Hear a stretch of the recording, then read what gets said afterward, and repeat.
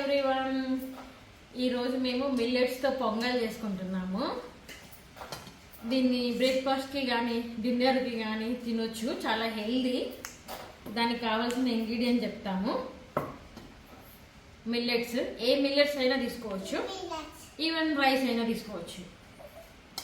పెసరపప్పు నేను 1:1 తీసుకున్నాను. ఇది ఒక కప్పు, ఇది ఒక కప్పు.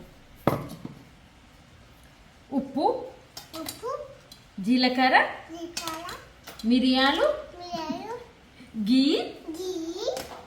జింజర్, కరివేపాకు, క్యాష్యూస్. వెరీ సింపుల్ అండి ఇది చేసుకోవడము. మేము ఎలా అనిపించిందో మీరు కూడా ఇంట్లో ట్రై చేయండి, కామెంట్ చేయండి.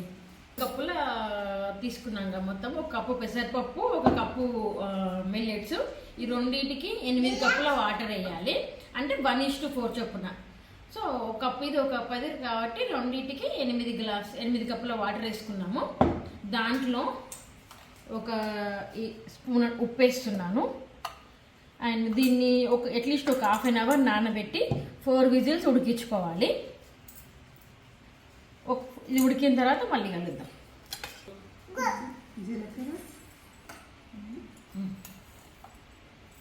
అత్తమ్మ ఏమంటున్నారంటే జీలకర్ర మిరియాలు కొంచెం కచ్చా పచ్చాగా దంచేస్తే ఫ్లేవర్ మంచిగా వస్తుంది అని చెప్తున్నారు అనమాట.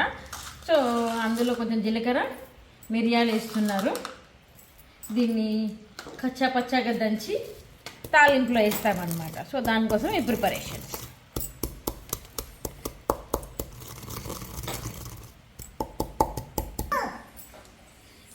ఇలా కచ్చా పచ్చాగా దంచానండి. మిరియాలు అండ్ జీలకర్ర ఒక దాంట్లోకి తీసుకున్నాను. అలాగే జింజర్ కూడా దంచాను.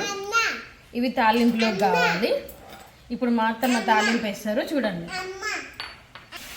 పొంగల్లోకి తాలింపు కోసం గీ వేడి చేసుకున్నానండి. గీలో దంచి పెట్టుకున్న జీలకర్ర, మిరియాలు, అలాగే కాజు.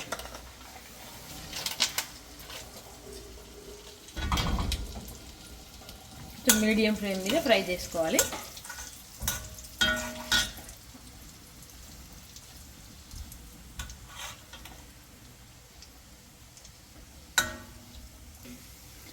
అవి ఫ్రై అయిన తర్వాత అందులోనే కరివేపాకు, జింజర్,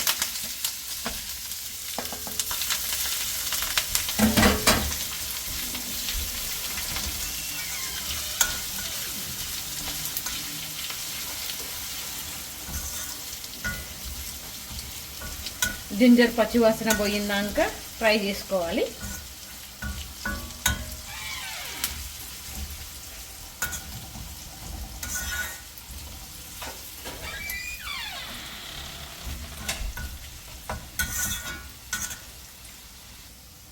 తాలింపు రెడీ అయిపోయిందండి.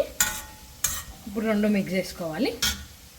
ఈ తాలింపుని తీసుకొచ్చి కుక్కర్ దాంట్లో ఇది ఒకసారి కలుపుకొని దీంట్లో ఈ తాలింపు వేసుకోవాలి.